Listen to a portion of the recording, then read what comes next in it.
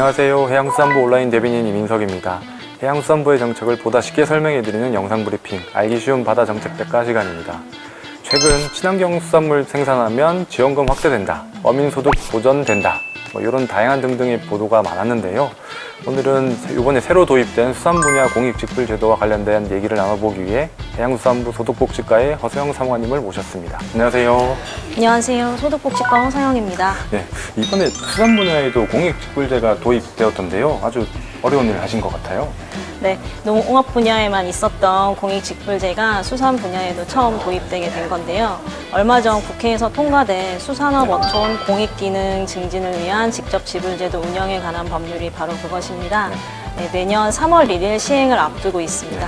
근데 직불제라는 게 뭔가요? 사실 쌀직불금, 농업직불제 이런 얘기들은 뉴스에서 많이 들어봤는데 조금 사실 생소한 말인 것 같아요. 네, 자주 쓰이는 단어는 아니죠. 수산 분야 공익 직접 지불 제도는 어업인들한테 일정한 준수 의무를 부여하고 이를 준수하실 경우에 정부에서 직접 지불금을 지급하는 제도입니다. 쌀 직불제를 아마 흔히 많이들 들어보셨을 것 같은데, 농업 분야 같은 경우에는 2005년 정도에 이제 WTO나 FTA 등에 따른 시장 개방으로 인해서 쌀값이 하락할 경우를 대비해서 농가의 소득 보전 대책으로 도입된 제도였습니다. 국민들께서는 이제 안전한 농산물이랄지 환경이나 생태 쪽에 더 관심이 많아지는 문제 등이 지적이 되어 와서 작년에 법 개정을 통해서 올해 5월 1일부터 농업 분야는 공익직불 제도로 개편한 바가 있습니다.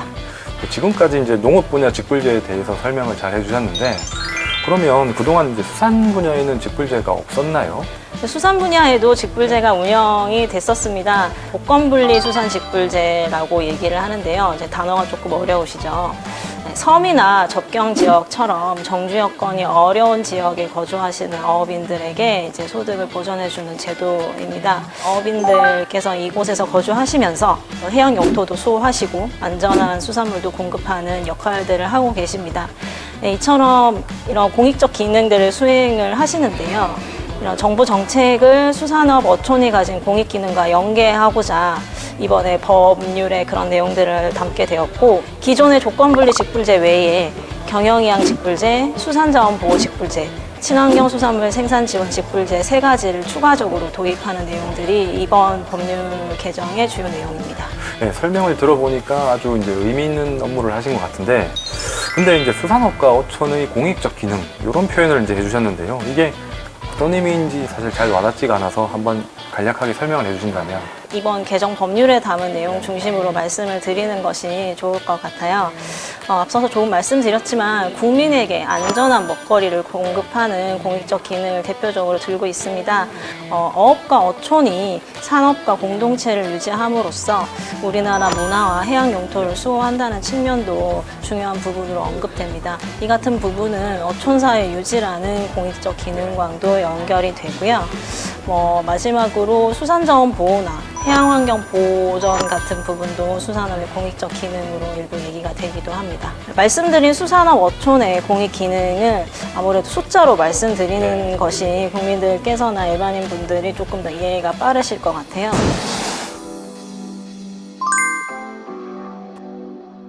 그동안 당연히 이제 이런 수산업과 어촌의 공익적 기능을 확대하기 위한 정부의 정책적인 노력이 있었을 것 같은데, 말씀하신 것처럼 정부에서도 그동안 다양한 지원 정책을 추진을 해왔습니다.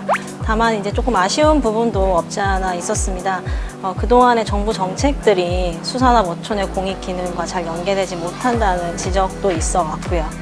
그리고 특히 이제 정책 대상인 어업인들 위주라기보다는 정책 공급자의 입장에서 면허와 허가 등의 규제 정책에 입각한 생산 관리 위주의 지원 정책들이 많이 이루어져 왔었는데요.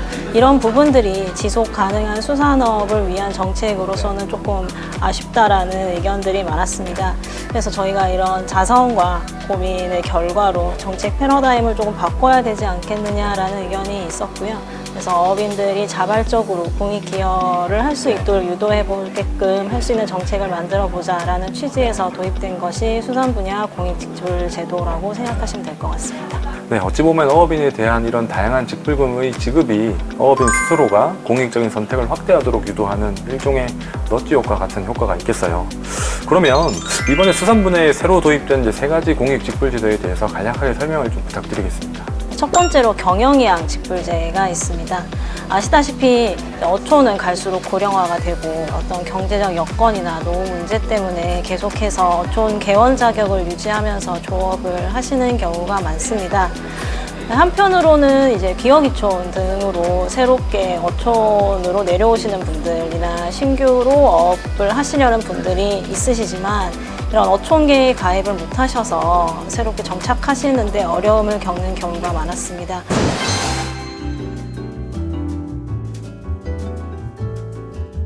조금 활력이 부족하다고 지적되고 있는 어촌에 새로운 인력들이 도입이 돼서 좀 활력 있는 어촌을 만들 수 있지 않을까라는 기대를 하고 있습니다. 두 번째로는 수산자원 보호 직불제가 있습니다. 총허용 어획량 제도나 효어와 같은 강화된 자원보호 의무를 준수하시는 어업인 분들에게 직불금을 지급하는 제도입니다. 작년에 해수부에서 수산혁신 2030 계획이라는 대책을 발표한 적이 있었는데요. 대책의 가장 중요한 부분이 자원관리형 어업으로의 전환이라는 부분이 있습니다. 저희는 이런 수산자원 보호 직불제가 지속 가능한 수산업을 위해서 아주 중요한 역할을 해줄 거라고 기대하고 있습니다. 마지막 세 번째로 친환경 수산물 생산 지원 직불제입니다. 친환경 인증이나 배합 사료를 사용하시는 것처럼 기존의 관행적인 양식에 비해서 환경 친화적인 양식을 이행하시는 어업인들에게 직불금을 지급하는 제도입니다. 아무래도 직불제의 핵심은 얼마만큼 예산을 확보해서 얼마만큼 지급할 건가, 즉 이제 예산 확보와 이제 지급 단가의 문제인 것 같은데요. 지금 혹시 예상하고 있는 수준이 있을까요? 제도 도입은 확정이 됐지만 아직 예산 규모까지는 확정된 사항이 아니라서 제가 여기서 직접적으로 말씀드리기는 조금 그렇지만 저희가 법 개정 과정에서 소요 예산 규모를 산출해 본 바에 따르면 대략 연간 500억에서 600억 정도로 추산하고 있습니다. 이 과정에서 기재부와 협의를 거쳐서 아마 좀 더 구체적으로 말씀드릴 수 있을 것 같고요.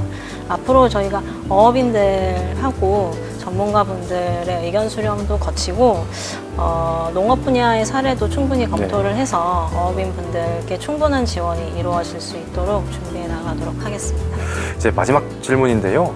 이게 정부에서 지원하는 직불금 규모가 이제 확대되다 보면 아무래도 이제 그 일각에서 제기하는 것처럼 부정수급 등에 대한 이제 우려가 이제 있는데요. 이런 부분들은 어떻게 하실 계획인가요? 저희 개정 법률에서는 이제 부당이득금이라고 표현을 하는데 거짓이나 부정한 방법, 부정수급된 금액에 대해서는 당연히 환수 조치를 하도록 하고 있고 제재 부과금이라고 해서 잘못 받은 금액의 5배 정도를 더 부과할 수 있는 부분을 마련해 놓았습니다.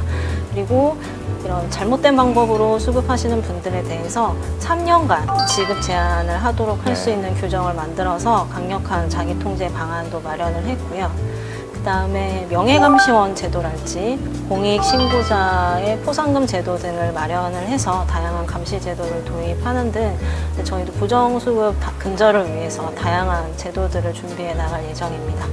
현재 우리 수산업과 어촌은 수산 자원의 감소, 젊은 층의 이탈, 어촌의 고령화 등으로 인해서 힘든 시기를 겪고 있습니다.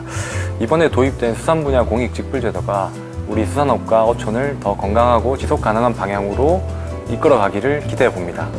네, 지금까지 해양수산부 소득복지과의 허세영 사무관님의 쉬운 설명이었습니다. 네, 알기 쉬운 바다정책백과 다음 시간에 더 알찬 내용으로 찾아뵙도록 하겠습니다.